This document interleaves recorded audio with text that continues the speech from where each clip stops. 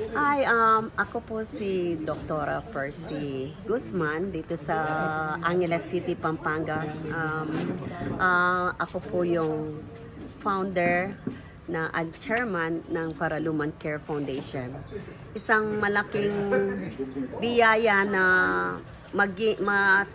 na makakonect kami sa SOS dahil napakalaking tulong ang nagagawa niyo sa amin dito sa probinsya ng Pampanga. Hindi lang dito sa aming lugar at ngayon, dati ang mga natutulungan namin, limitado lang ang mga lugar, pero ngayon po, sa dami ng natatanggap namin mga surplus food, lahat naiikot namin at nabibigyan ng mga pagkain. At igit sa lahat po, ang nangyayari ngayon, nakakasaya ng puso dahil at siyempre magpapasalamat ako sa Diyos dahil through sa Kanya, binigay niya kayo sa amin.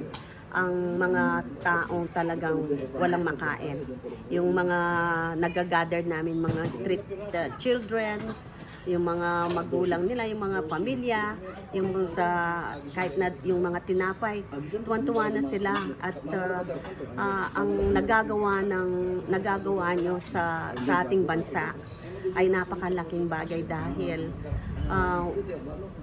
nakaka-save tayo ng buhay, ng lives, at nakaka-alleviate tayo ng hunger.